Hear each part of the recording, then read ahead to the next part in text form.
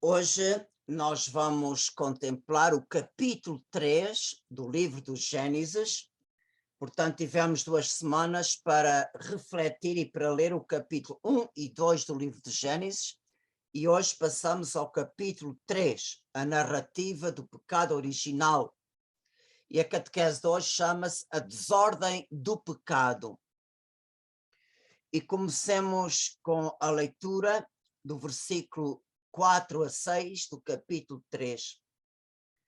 A serpente disse então à mulher: Não morrereis, mas Deus sabe que no dia em que dele comerdes, vossos olhos se abrirão e vós sereis como deuses, versados no bem e no mal. A mulher viu que a árvore era muito boa ao apetite e formosa à vista, e essa árvore era desejável para adquirir discernimento. Tomou-lhe do fruto e comeu. Deu também ao seu marido, que com ela estava, e ele comeu. Portanto, esta narrativa usa uma linguagem figurativa para nos dar a certeza de fé de um acontecimento no início da nossa história, no início da história humana, que marcou toda a humanidade.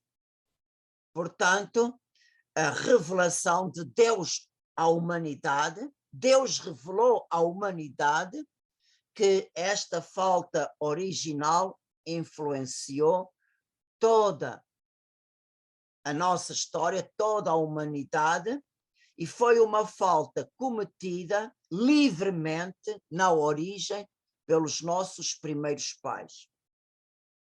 E no livro do Gênesis, no capítulo 2, nós temos a ordem, o mandamento que Deus deu. O Senhor deu esta ordem ao homem: podes comer do fruto de todas as árvores, mas da árvore do conhecimento do bem e do mal não comerás, porque no dia em que dela comerdes, tereis que morrer. Pronto, isto é uma prova para o ser humano. Ele que foi chamado a viver na amizade e na comunhão com Deus, ele só podia manter esta união através da sua livre obediência a Deus por amor. Deus não queria forçar a sua vontade, mas para manter esta união com Deus, que é fonte da vida, ele tem que aceitar, obedecer ao mandamento de Deus, esta submissão amorosa. Mas se ele romper com a fonte da vida, que é Deus, claro que encontrará a morte. E Deus, ao proibir, diz João Paulo II na sua encíclica Esplendor da Verdade, Deus proibindo ao homem de comer o fruto da árvore da ciência do bem e do mal, afirma que o ser humano, portanto, originalmente, por si, ele não possuía esta ciência, este conhecimento sobre o bem e o mal. Portanto, ele só poderia ter este conhecimento unido a Deus. Portanto, só Deus é que realmente pode ser a fonte deste conhecimento. Portanto, o homem, ao receber esta proibição, ele, apesar da sua grande liberdade, ele podia comer de todas as árvores, todos os frutos de todas as árvores, mas esta não. Apesar da sua grande liberdade, apesar da sua grande dignidade, apesar de ser a cabeça de toda a criação, vemos que o homem tinha que reconhecer a sua limitação. Ele não tem o poder absoluto sobre tudo. Portanto, o homem não pode perder a consciência de quem é o Criador e quem é a criatura. E que realmente a criatura está sujeita às leis que Deus lhe dá. O homem depende do Criador. Ele não é autossuficiente. Criatura é criatura, o Criador é Criador. Portanto, só o Senhor realmente é a fonte da vida, como é a fonte de todas as leis que regem a criação, as leis naturais, como ele é a fonte das leis morais.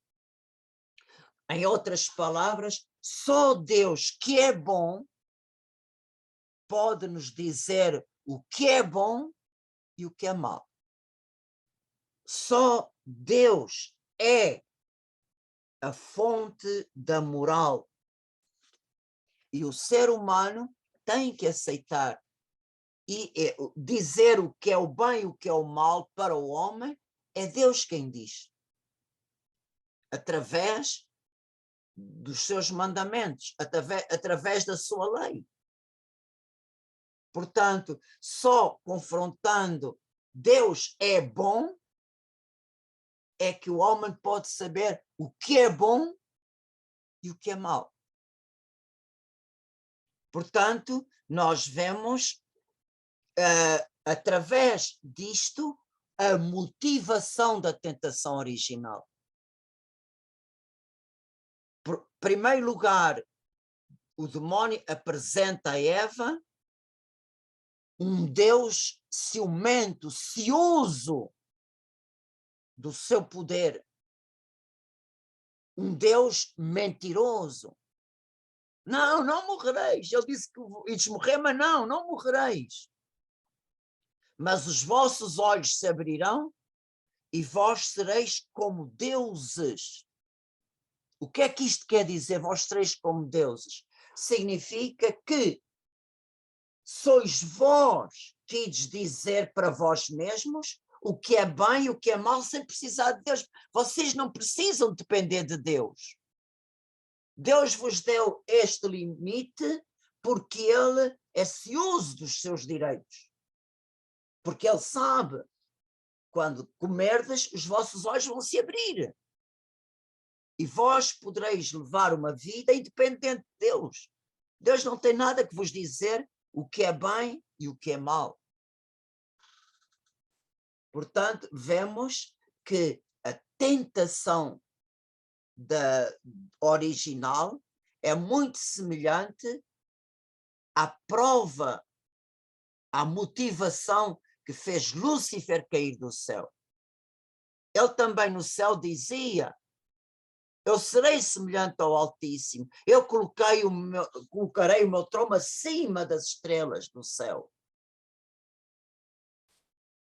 E, portanto, quando a criatura quer ser mais do que é, quando a criatura quer possuir um direito que não lhe pertence, quando a criatura quer tomar o lugar de Deus, ela cai por orgulho.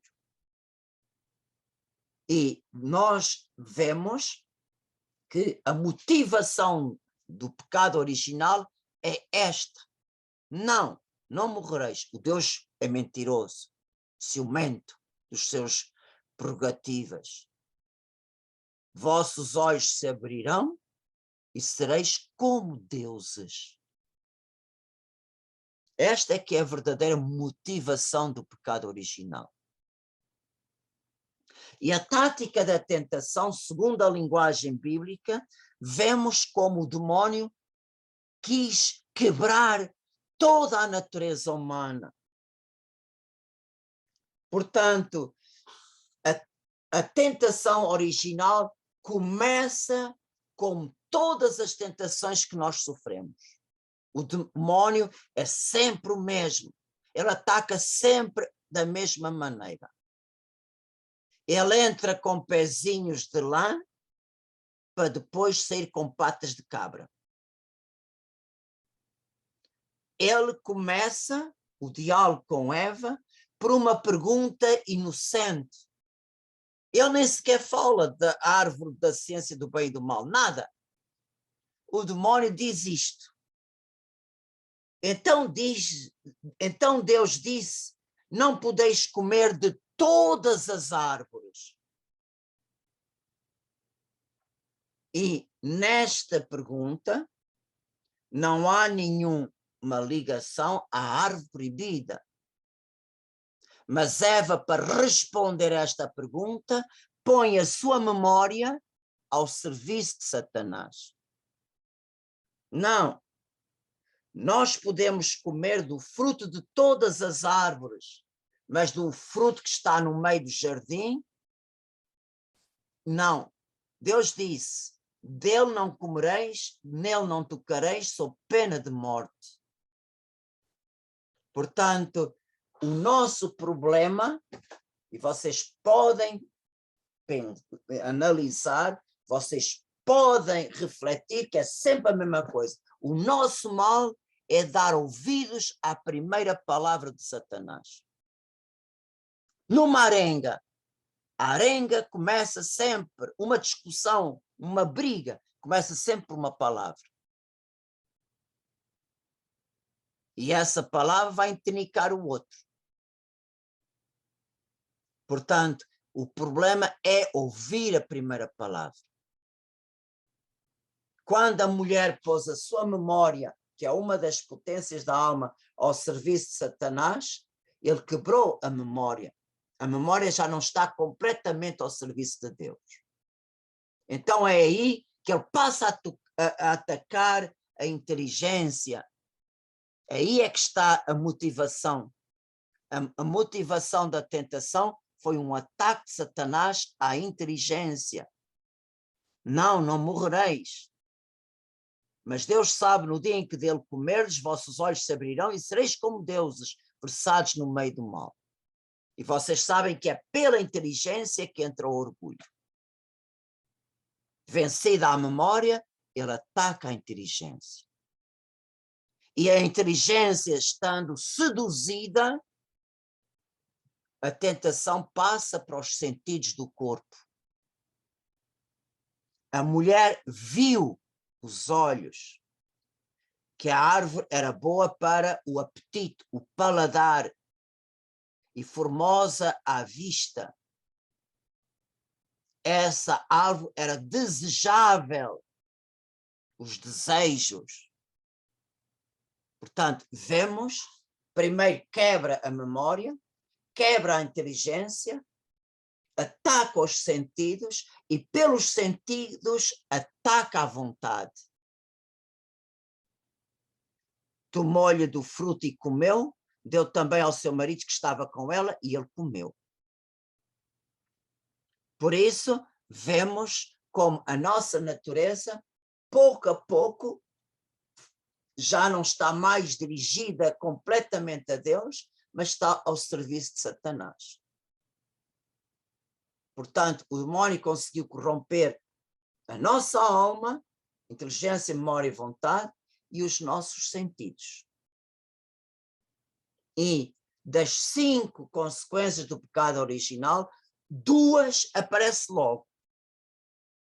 Primeiro, a perda da graça e da santidade original. Então abriram-se os olhos dos dois e perceberam que estavam nus. Nus não é só nus de roupa, não é esta nudez que se fala aqui, mas perderam todas as graças, todas as prerrogativas, todos os dons que o Criador lhes deu no princípio, quando saíram imaculados das mãos do Criador. Em primeiro lugar, esta nudez é perderam o estado da santidade original. E claro que também nesta nudez há o despertar da inclinação para o mal. a concupiscência da carne, a concupiscência pelas coisas deste mundo e com concupiscência dos desejos e tudo. Portanto, a inclinação para o mal. E a outra consequência é o medo de Deus. Ouvi o rumor dos teus passos no jardim, tive medo porque estou nu. Portanto, imediatamente perdeu-se o estado imaculado que se recebeu e nesta falta, neste pecado, perdeu-se a semelhança com Deus. Portanto, a vida sobrenatural, a graça santificante que habitava em nós, desapareceu. Manteve-se a imagem de Deus, continuamos sendo racionais, com uma alma racional, com uma inteligência capaz de conhecer a Deus, o outro e nós próprios, e com uma vontade capaz de amar. Mas esta racionalidade da nossa alma não se perdeu, somos imagem de Deus, mas perdeu-se a semelhança. E nós só vamos readquirir a graça santificante na nova aliança, através do mistério da redenção, e adquirimos de novo a semelhança, a vida divina, através do batismo. Mas todo o ser humano nasce sem a vida sobrenatural. Nasce como Adão saiu do paraíso. Todos perdemos a semelhança.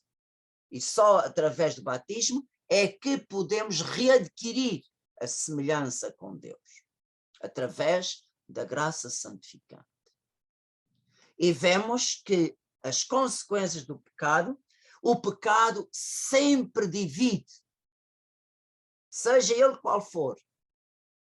Portanto, ele dividiu o nosso ser, a união que havia entre alma e corpo não existe. Existe uma luta entre nossa alma e o nosso corpo.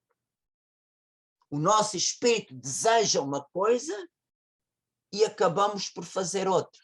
É como diz São Paulo, o que eu quero não faço e o que não faço acabo por fazer, e o que não queria fazer acabo por fazer. Portanto, existe entre nós uma luta entre a carne e o espírito.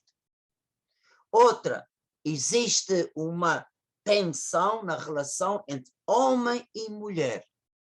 E claro, como não podia deixar, existe uma ruptura com Deus.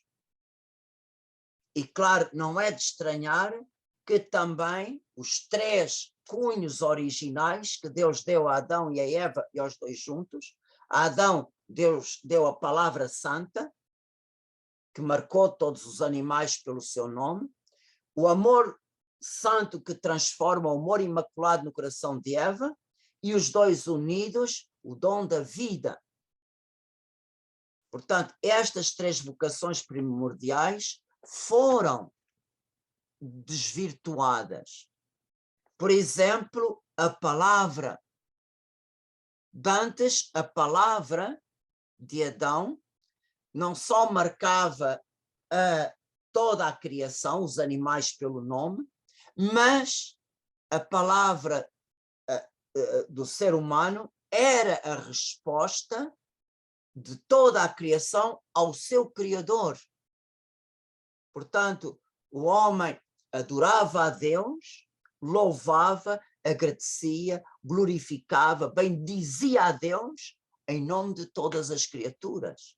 Portanto, a palavra é completamente orientada para Deus. E o que é que nós vemos agora? Vemos isto. Olha a narrativa do capítulo 3, versículo 11 a 13. O Senhor Deus perguntou a Adão: quem te fez saber que estavas nu? Comeste então da árvore que eu te proibi de comer? O homem respondeu: a mulher que puseste junto de mim me deu da árvore e eu comi. E o Senhor disse à mulher: que fizeste? E a mulher respondeu: a serpente me seduziu e eu comi. O que é que nós vemos aqui? Tanto Adão como Eva não respondem à pergunta de Deus. Pelo contrário, nenhum deles admite a culpa. Nenhum deles pede perdão. Nenhum deles confessa-se culpado. Mas deita a culpa para o outro. Ah, Senhor, eu comi porque foi ela. Ah, eu comi porque foi a serpente. Portanto, vocês vejam, a palavra não está mais palavra pura, 100% verdadeira. Agora, a partir do pecado original, a palavra está misturada com esta meia mentira, com esta duplicidade, com esta manha. Portanto, não está mais ao serviço 100% de Deus nem da verdade. E em todo o Antigo Testamento, a palavra pura não há, mas atinge a perfeição no sacerdócio levítico do Antigo Testamento, principalmente na oração dos salmos, nas orações de louvor. A oração de louvor é uma oração que utiliza a palavra e que une a criatura a Deus porque é Deus. A oração de louvor é superior à petição ou à súplica, é superior à ação de graças, porque a ação de graças é uma oração que se prende aos benefícios que Deus dá, mas a oração de louvor se prende a Deus porque é Deus. Se prende a Deus porque é bom, porque é misericordioso, porque é perfeito, porque é sábio, porque é maravilhoso. A oração de louvor se prende a Deus enquanto Deus. E a oração de louvor tem esta prerrogativa quando a criatura, através da palavra, louva o Criador, chega a um ponto que ele cai diretamente na adoração a Deus próprio. E nesta adoração é como mergulhar no fogo do amor de Deus e aí estar. Por isso, na adoração profunda não há palavras. Porquê? Porque a alma reza sem palavras. Aí já é na adoração, já é o Espírito Santo que reza em nós. Por isso, na oração de louvor é a perfeição máxima que temos no Antigo Testamento. Em relação à vida, Deus não, com o pecado original, não tirou a bênção de crescei e multiplicai-vos. Não tirou. Mas esta relação homem e mulher está agora impregnado pelas tensões, está marcado pela concupiscência e pelo domínio. Deus disse à mulher: multiplicarei as dores das tuas gravidezes e na dor darás à luz os teus filhos. O teu desejo te impelirá para o teu marido e ele te dominará. Portanto, vocês vejam que esta palavra está completamente diferente daquilo que o Senhor deu no início. Portanto, o matrimónio, como Deus cria antes do pecado original, era: o homem deixa pai e mãe para se unir à sua esposa e os dois são um. Quando se diz um, claro, é um no corpo, mas mais do que o corpo, é um na alma, nos sentimentos, um na vontade, no amor, na vida. É este o ideal do matrimónio, que não estava tocado pelo pecado. E vemos que ao longo do Antigo Testamento este ideal do matrimónio antes do pecado original, na história da salvação, aparece muitos desvios do matrimónio. Por exemplo, o concubinato. Portanto, Abraão, segundo a lei do seu país, Sara deu ao seu marido a sua escrava, para ele ter relações com ela, para lhe dar um filho. Portanto, vemos como a esposa admite que o marido tenha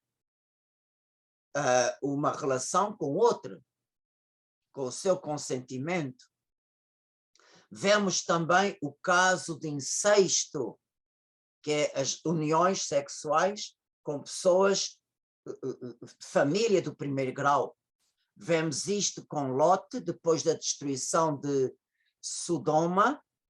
As filhas embriagaram o pai para dormir com ele, para conceberem do seu pai. E as duas ficaram grávidas do seu pai.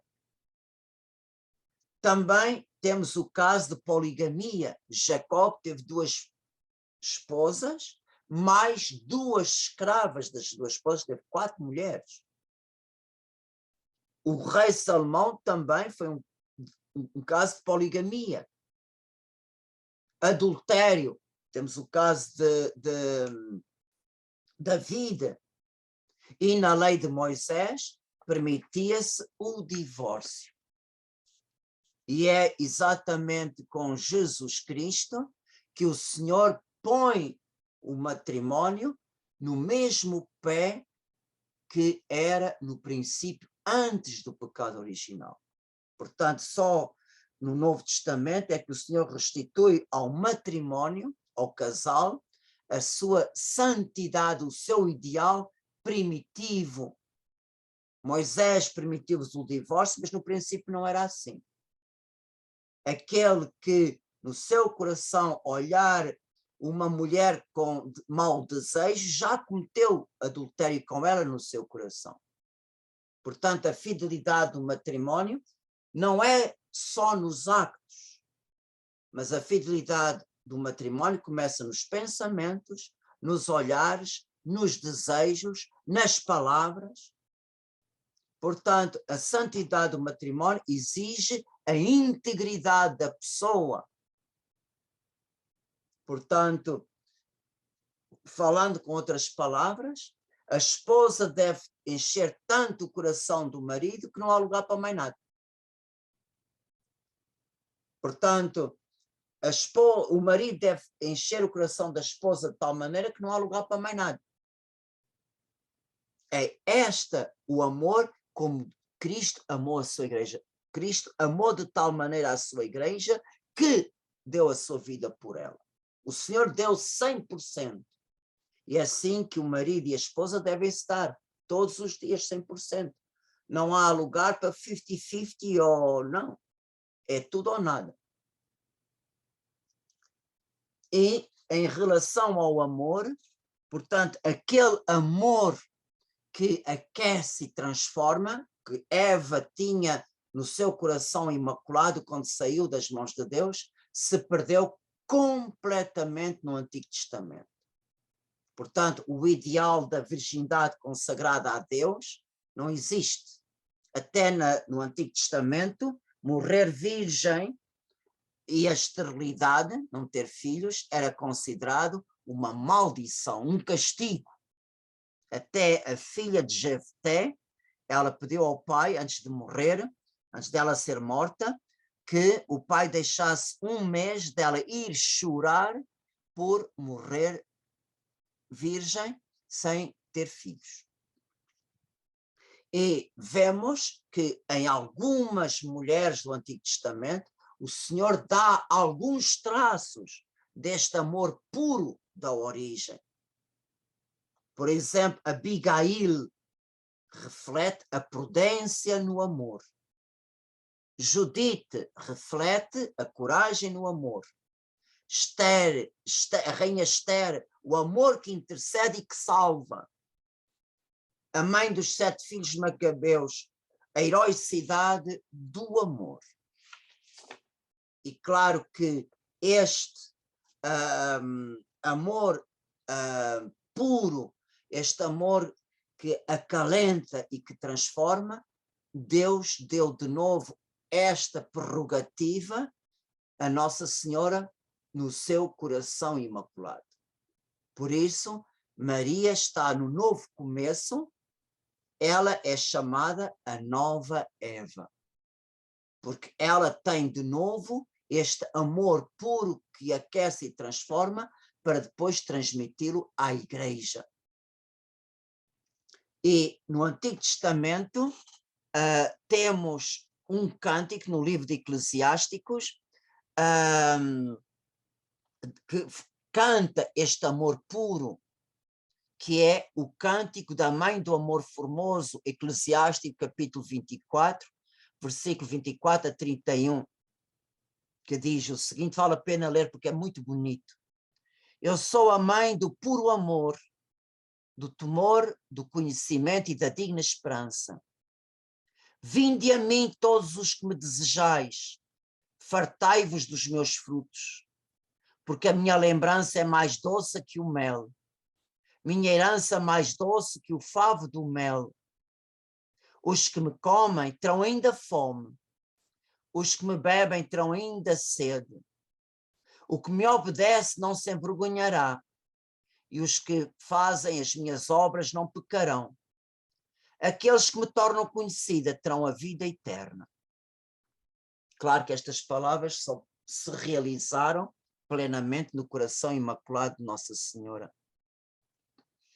Portanto, nós vemos que o pecado original transtornou